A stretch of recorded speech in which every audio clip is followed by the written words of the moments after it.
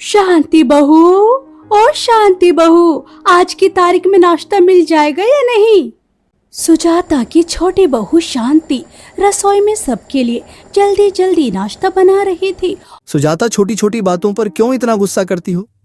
बस बस, अपनी पसंद की लाई गरीब बहू की ज्यादा तारीफ मेरे सामने मत करो, वरना उठ के चली जाऊंगी। फिर करना अपनी गरीब बहू के साथ बैठकर आराम से नाश्ता, समझ गए? सुजाता, मुझे तो यह समझ में नहीं आता कि तुम्हें शांति बहू में क्या ही बुराई नजर आती है। वह कितनी अच्छी तो है, सबका सम्मान करती है, आदर करती है और सबका कितना ख्याल रखती है। गुड मॉर्निंग मम्मी जी। गुड मॉर्निंग पापा। हाय स्वीटी। मम्मी जी, क्या हुआ?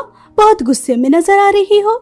सुजाता की बड़ी बहू पायल अभी सोकर आ रही थी, लेकिन फिर भी सुजाता उसे देखकर गुस्सा नहीं करती। वो बहुत प्यार से कहती है, कुछ नहीं बहू, वैसे आज तुम्हें उठने में थोड़ी देरी कैसे हो गई? मम्मी, शायद आप भूल गई, पायल भाभी तो जिस दिन से इस घर में आई है वो 11 बजे से पहले उठती ही नहीं है। आज तो फिर भी जल्दी उठ गई। क्यों बड़ी भाभी, मैंने ठीक कहा ना? देखा बेटा अपनी माँ को, यह अमीर है तो इसके देर पर उठने के बाद भी कितने प्यार से बात कर रही है। तुम दोनों बाप बेटी क्या खुसर पुसर कर रहे हो? कुछ नहीं मम्मी, ये लो नाश्ता आ गया। शांति सभी के लिए नाश्ता लेकर आती है और फिर सभी नाश्ता कर कर अपने अपने काम में लग जाते हैं। शांति रसोई में सफाई करने चली जाती है। दोनों भाई ऑफिस, स्वीटी कॉलेज। सुजाता और पायल सोफे पर बैठकर आराम से बात करती हैं। पायल बहू, कल सुमित्रा के यहाँ भी तो जाना है, उसकी बेटी की सगाई है। समझ ही नहीं आ रहा कौन सी साड़ी पहन कर जाऊं। मम्मी जी, पुरानी साड़ी पहनकर जाने की क्या ही जरूरत है। हम दोनों शॉपिंग पर चलते हैं। पहले शॉपिंग करेंगे और फिर पार्लर भी जाएंगे। आखिर एंगेजमेंट में हमें सुंदर भी तो दिखना चाहिए। क्या बात है बहू, यह तो तूने बहुत अच्छा आइडिया दे दिया। हाँ चल, चलते हैं।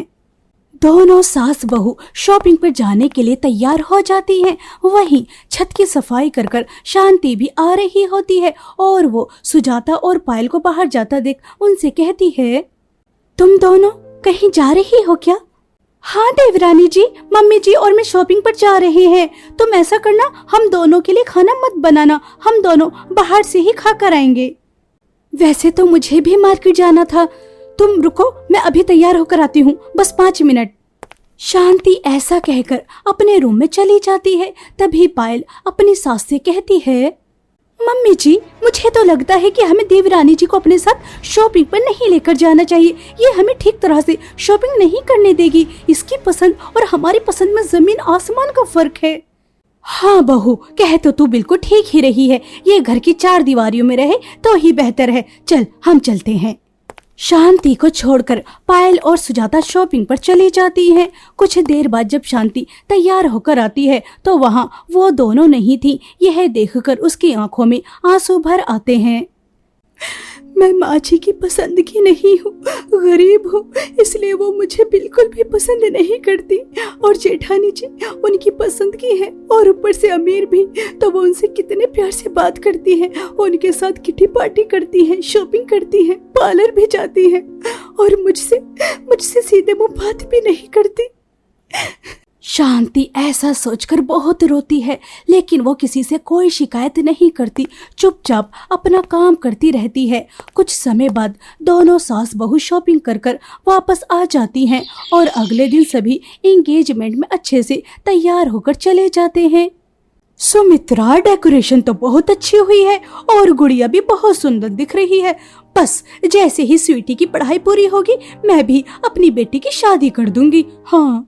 हाँ, बेटी की शादी जितनी जल्दी हो जाए उतना ही अच्छा है। वैसे पायल बहू, तुम्हारी ड्रेस बहुत अच्छी लग रही है। शांति बहू, तुम भी पायल बहू की तरह कोई अच्छी सी ड्रेस पहनकर आ जाती। चाची जी, ये आप कैसी बातें कर रही हैं? ये मेरी बराबरी कैसे कर सकती है? ये मेरी बराबरी कभी नहीं कर सकती। शांति अपनी और इंसल्ट होते हुए नहीं देख सकती थी, इसलिए वो एक जगह जाकर बैठ जाती है और पायल अपनी सास के साथ उसके सभी रिश्तेदारों से मिल रही थी और सुजाता भी खुशी खुशी अपनी अमीर बड़ी बहू को मिला रही थी। उसे ख्याल ही नहीं था कि इस पार्टी में उसकी छोटी बहू भी आई है। पार्टी खत्म हो जाने के बाद सभी अपने घर आ जाते हैं। शांति, तुम कहाँ थी? सभी मेहमान तुम्हारे बारे में पूछ रहे थे। सबको लग रहा था कि तुम पार्टी में गई ही नहीं हो। अरे यह क्या, इतने मोटे मोटे आंसू क्यों रो रही हो? मैं गरीब घर से आई हूँ ना, इसलिए माँ जी को लगता है कि मेरी वजह से उनकी इंसल्ट होगी और वो मुझे किसी से मिलवाना भी नहीं चाहती थी। मुझे लगा कि माँ जी के साथ उनकी पसंद की अमीर बहू है और वो उनके साथ खुश है, तो फिर मैं बीच में क्यों आऊँ? आराम से मैं एक कोने में जाकर बैठ जाती हूँ, बस इसीलिए मुझे किसी ने नहीं देखा। शांति, अमीरी गरीबी मुझे नहीं लगता ये मायने रखती है। इंसान की सबसे बड़ी दौलत उसका स्वभाव, उसका व्यवहार, उसका दिल होता है। और तुम सच में बहुत अच्छी हो। शायद मम्मी को अभी तुम्हारी कदर नहीं, लेकिन एक दिन वह तुम्हारी कदर जरूर करेंगी। ये बातें करने और सुनने में अच्छी लगती हैं, लेकिन वास्तव में ऐसा नहीं होता। शांति अपने आंसू साफ कर कर अपने पति के लिए चाय बनाने के लिए चली जाती है। ऐसे ही कुछ दिन बीत जाते हैं। एक दिन पूरा परिवार लिविंग रूम में बैठा हुआ सुजाता और दयाराम की एनिवर्सरी पार्टी की प्लानिंग करता है। तो वही बैंक्वेट हॉल ठीक रहेगा, उसमें ज्यादा मेहमान भी अरेंज हो जाएंगे। कैटरिंग वाले पिछली बार वाले ही बुलाना है या फिर चेंज करना है? देखो, इस साल की सालगिरह में किसी चीज की कोई कमी नहीं होनी चाहिए। मेरी वो दोस्त जो आउट ऑफ कंट्री गई थी, अब वो इंडिया वापस आ चुकी हैं और वो मेरी सालगिरह में आएंगी, इसलिए ध्यान रहे किसी चीज में कोई कमी नहीं रहनी चाहिए। हॉल से लेकर केटरिंग तक, ड्रेस से लेकर गिफ्ट तक, सब चीज एक नंबर होनी चाहिए। डोंट वरी मम्मी जी, सब अच्छे से ही होगा। मम्मी, कल हम शॉपिंग पर चलेंगे, आपकी एनिवर्सरी पर पहनने के लिए महंगी और यूनिक ड्रेस लेकर आएंगे, अच्छी सी ज्वेलरी और आपके लिए गिफ्ट भी। वैसे मम्मी जी, आपको गिफ्ट में क्या चाहिए? बस ऐसा गिफ्ट होना चाहिए कि आसपास की बहू ने किसी सास को ऐसा गिफ्ट दिया ना हो। पायल बहू, तुमसे तो उम्मीद करती हूँ कि तुम अच्छा और महंगा गिफ्ट लेकर आ जाओगी, लेकिन गरीब बहू का क्या पता कैसा सस्ता सा गिफ्ट उठा कर लेकर आ जाए। मम्मी, आप अच्छी तरह से जानती हैं मेरे काम में अभी लॉस हुआ है। मैं आपकी एनिवर्सरी पार्टी में भी ज्यादा सपोर्ट नहीं कर पा रहा हूँ और भैया का काम अच्छा चल रहा है, इसलिए आपकी अमीर बहू आपको अच्छा गिफ्ट देगी और आपके गरीब बहू आपको कोई नॉर्मल सा ही गिफ्ट दे पाएगी।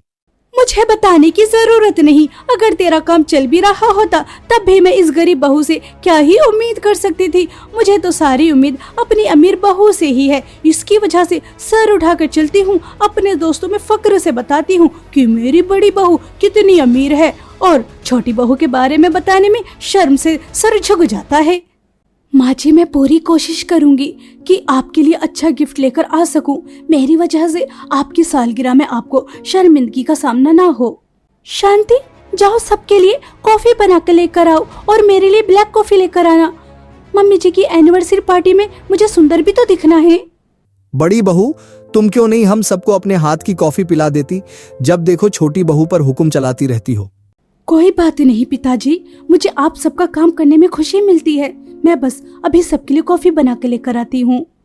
पायल हमेशा ऐसा ही करती थी। वो अपनी देवरानी को एहसास कराती थी कि वो गरीब है, इसलिए उसकी इस घर में कोई इज्जत नहीं। शांति पायल की चालाकियां समझती थी, लेकिन वो कुछ नहीं कहती थी। वो घर में क्लेश नहीं चाहती थी, इसलिए वो चुपचाप पायल की चालाकियां और अपनी सास की जली कटी बातों को सहन कर लिया करती थी।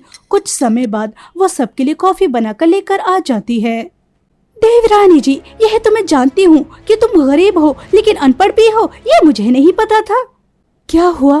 मैंने कहा था विदाउट मिल्क विदाउट शुगर मेरे लिए ब्लैक कॉफी बना कर लेकर आओ, लेकिन तुमने इसमें शुगर डाली है। अगर मैं शुगर खाऊंगी तो मेरे फेस पर पिंपल आ जाएंगे। क्या तुम मुझे बदसूरत बनाना चाहती हो? दीदी, मुझे नहीं पता था कि आप विदाउट शुगर ब्लैक कॉफी पियेंगी। आपने सिर्फ कहा ब्लैक कॉफी लेकर आओ, इसलिए मैं ब्लैक कॉफी लेकर आ गई। अगर आपको पसंद नहीं तो मैं दूसरी बना कर लेकर आ जाती हूँ। नहीं नहीं, बस रहने दो, पता नहीं दूसरी बार में क्या उठा कर लेकर आ जाओ। शांति बहू, मेरी सालगिरह से पहले पहले अंग्रेजी के कुछ शब्द भी सीख लेना। मेरी विदेशी दोस्त अगर तुमसे बात करेंगी तो तुम उन्हें कैसे जवाब दोगी? माँ जी, मैं गरीब परिवार में पली बड़ी जरूर हूँ, लेकिन मैं अनपढ़ नहीं हूँ।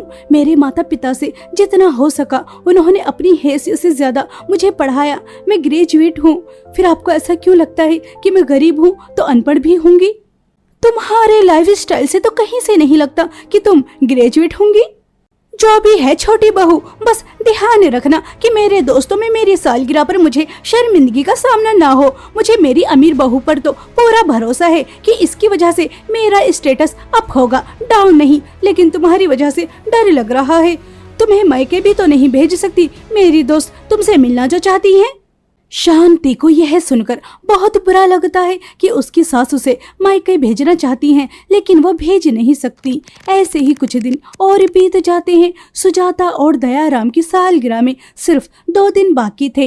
एक दिन पायल का पति उसे पैसे देते हुए कहता है, पायल ये लो पैसे, मम्मी के लिए डायमंड नेकलेस और पापा के लिए रोलेक्स वॉच खरीद लेना, ठीक है? मैं चाहता हूं कि मम्मी पापा को इस एनिवर्सरी पर हमारी तरफ से सबसे महंगा गिफ्ट मिले। कार्तिक पायल को पैसे देकर चला जाता है। तभी पायल सोचती है, मम्मी जी को क्या ही पता चलेगा अगर मैं उन्हें नकली डायमंड नेकलेस दे दूं। वो तो मेरे ऊपर आंख बंद कर कर भरोसा करती हैं। हाँ, उनके लिए नकली डायमंड नेकलेस लेकर आऊंगी और पापा के लिए सेकेंड हैंड रोलेक्स घड़ी, और जो पैसे हैं उनसे शॉपिंग करूंगी अपने लिए। हाँ, यही ठीक रहेगा। पायल ऐसा सोचकर अगले दिन अपनी सास के लिए नकली डायमंड नेकलेस और अपने ससुर के लिए सेकेंड हैंड रोलेक्स गाड़ी खरीदकर अच्छे से पैकिंग कराकर लेकर आ जाती है। वहीं दूसरी तरफ शांति परेशान थी कि वो अपने सास और ससुर के लिए क्या गिफ्ट खरीद कर लेकर आए।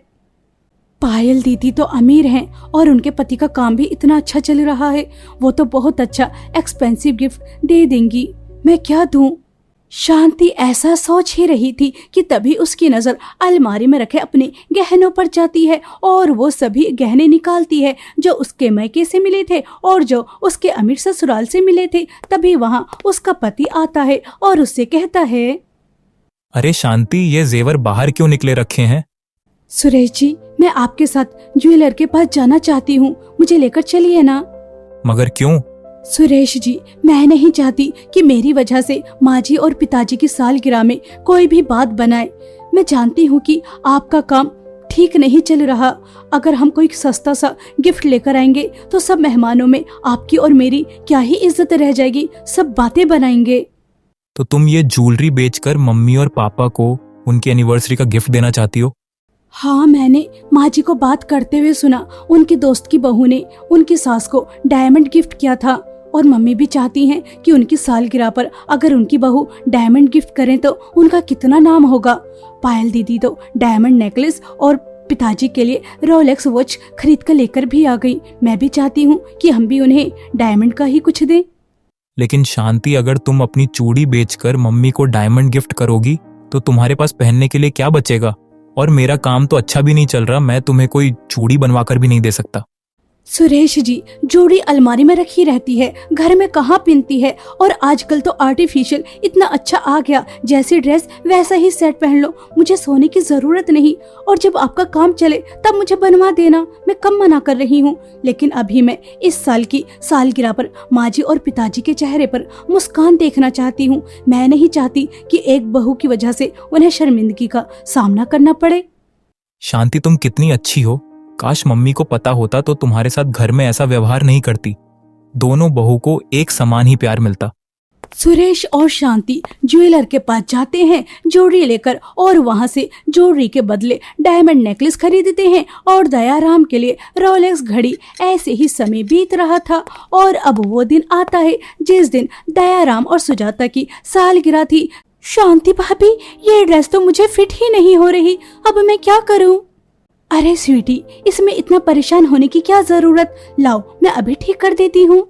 शांति अपनी ननंद की ड्रेस ठीक करती है और फिर दोनों ननंद भाभी तैयार होती हैं। ये हेयर स्टाइल और मेकअप इस ड्रेस पर अच्छा तो लग रहा है ना? मैं अच्छी तो दिख रही हूँ ना? माँ जी अपने दोस्तों को मुझे मिलवाने में हिचकिचाएंगी तो नहीं?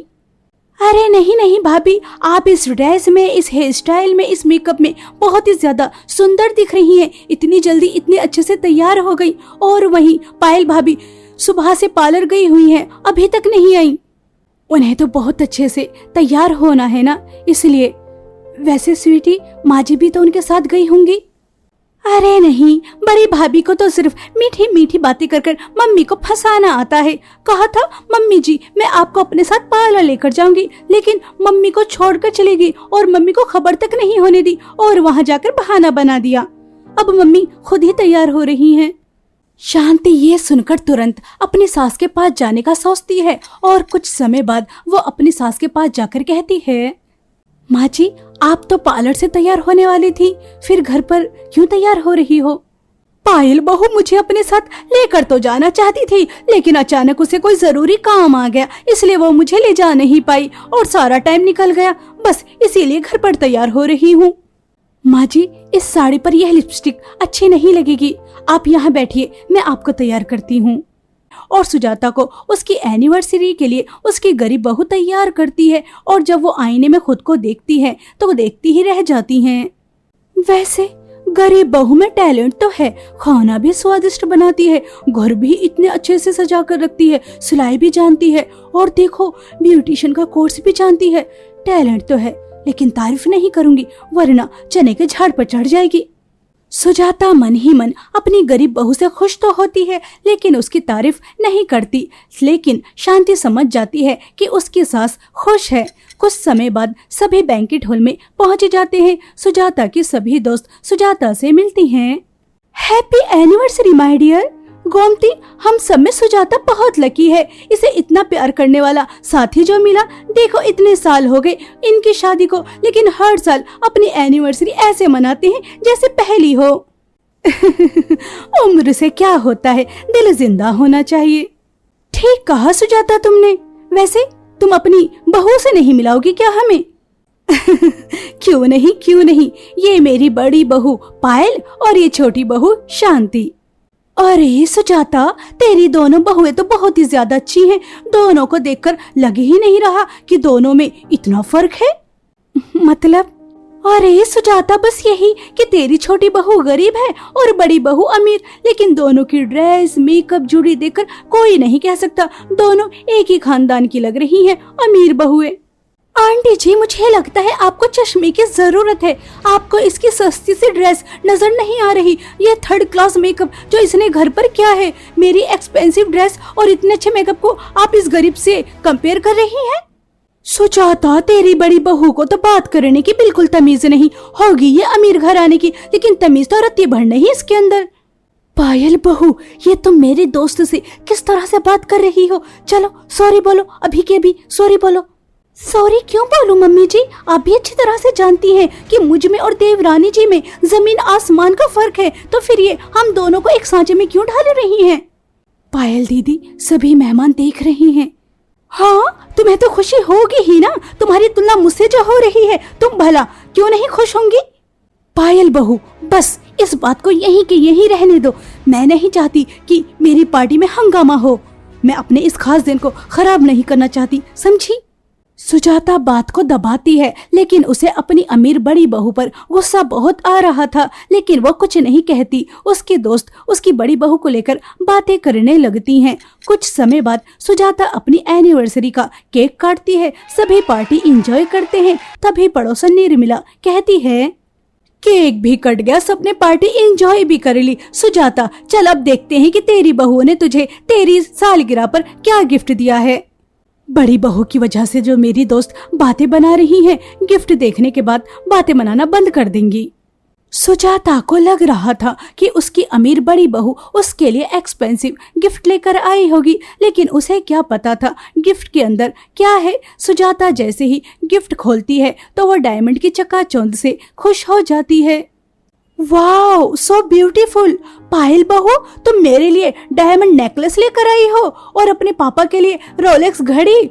निर्मिला, मुझे तो लगता है कि आस पड़ोस की बहू ने इतना एक्सपेंसिव गिफ्ट अपने सास और ससुर को नहीं दिया होगा जितना मेरी अमीर बहू ने मुझे दिया। हाँ, पायल तो अमीर है, इसने तो डायमंड दे दिया, लेकिन तेरी एक और बहू भी तो है। चल देखते हैं उसने तुझे क्या दिया। यह सुनकर सुजाता चुप हो जाती है, क्योंकि उसे लग रहा था कि पड़ोसन जो कह रही है वो सच ही कह रही है। उसकी गरीब बहू उसके लिए कोई सस्ता सा गिफ्ट ही लेकर आई होगी। आशा करती हूँ कि आप दोनों को यह गिफ्ट पसंद आए। सुजाता वो गिफ्ट खोलना नहीं चाहती थी। उसे लग रहा था कि उसकी गरीब बहू का सस्ता गिफ्ट उसकी इंसल्ट करा देगा, लेकिन बार बार सबके कहने पर उसे गिफ्ट खोलना पड़ता है। और जैसे ही वो गिफ्ट खोलती है, डायमंड के नेकलेस की चमक देखकर वो हैरान हो जाती है। डायमंड नेकलेस, और वो भी इतना बड़ा। मगर सुरेश, तुम्हारा काम तो अच्छा भी नहीं चल रहा, फिर ये है डायमंड नेकलेस और वॉच। मम्मी, शांति आपके फेस पर यही स्माइल, यही खुशी देखना चाहती थी, इसलिए उसने अपनी सभी चूड़ी बेचकर आपके लिए ये खरीदा। सुजाता, तेरी छोटी बहू हीरा है हीरा। मैंने तेरी बड़ी बहू का भी डायमंड नेकलेस देखा और तेरी छोटी बहू का भी, लेकिन तेरी बड़ी अमीर बहू नकली डायमंड नेकलेस लेकर आई, जबकि तेरी छोटी गरीब बहू असली डायमंड नेकलेस। नीलम, यह तो क्या कह रही है? अगर पायल बहू ने तुझे एक दो बात सुना दी तो तू मेरी बड़ी बहू के हाथ धोकर पीछे ही पड़ गई। उसके डायमंड नेकलेस को तू नकली बता रही है। मेरी बड़ी बहू के पास पैसे की कोई कमी नहीं, फिर वो मुझे नकली डायमंड क्यों देगी? मुझे असली और नकली डायमंड की अच्छी तरह से पहचान है। अगर विश्वास नहीं तो चेक करवा सकती हो। तेरी अमीर बहू ने तुझे नकली डायमंड गिफ्ट कर तुझे बेवकूफ बनाया और तू बेवकूफ बन भी गई। अपने दोस्तों को अपने ऊपर इस तरह से हंसता हुआ देखकर सुजाता को बहुत ही ज्यादा बुरा लगता है। उसे विश्वास नहीं हो रहा था कि उसकी अमीर बहू उसके साथ इतना बड़ा धोखा भी कर सकती है, उसे बेवकूफ भी बना सकती है। घर जाने के बाद सुजाता अपनी बड़ी बहू से कहती है, पायल बहू, तुमने मेरे प्यार का नाजायज फायदा उठाया। तुमने मेरे इस खास दिन को खराब किया, मेरे दोस्तों को मेरे ऊपर हंसने का मौका दिया। तुम मेरे साथ ऐसा कैसे कर सकती हो? तुम मुझे नकली डायमंड गिफ्ट कैसे कर सकती हो? अगर पैसे नहीं थे तो डायमंड देने की जरूरत ही क्या थी? देखा सुजाता, यह होते हैं संस्कार, यह होता है अपनापन। तुमने कभी छोटी बहू को बहू के रूप में स्वीकार नहीं किया, हमेशा उसे जली कटी बातें करती रही, सीधे मुंह बात नहीं की। लेकिन फिर भी छोटी बहू ने तुम्हारे इस खास दिन को खास बनाया। तुम ठीक ही कह रहे हो, गलती मेरी ही है जो मैं समझ ही ना सकी। शांति बहू, हो सके तो मुझे मेरी गलतियों के लिए माफ कर देना। मुझे बड़ी बहू को इतना सर पर नहीं चढ़ाना चाहिए था कि वो मेरे सर पर बैठकर तांडव करने लगे। ये मेरी ही गलती है जो मैंने दोनों बहू में इतना भेदभाव किया। माँ जी, आपने मुझे बहू के रूप में स्वीकार कर लिया, ये मेरे लिए सबसे बड़ा गिफ्ट है। सच में ये दिन मैं कभी नहीं भूलूंगी। सुजाता को अपने ऊपर पछतावा होता है कि उसने अमीर बहू को इतनी ढेल दी, उसे कुछ नहीं कहा, हमेशा उसकी हाँ में हाँ करती रही। तो उसका सिला उसकी अमीर बहू ने क्या दिया? वहीं उसकी गरीब बहू, जिसे वो बहू नहीं मानती थी, उसने अपने संस्कार और व्यवहार से बता दिया, अमीरी पैसों से नहीं दिल की होती है। और उस दिन से सुजाता अपनी दोनों बहू में भेदभाव नहीं करती, दोनों को एक समान ही प्यार करती है। पायल को भी पछतावा था और वो भी सुधरने की कोशिश करती है।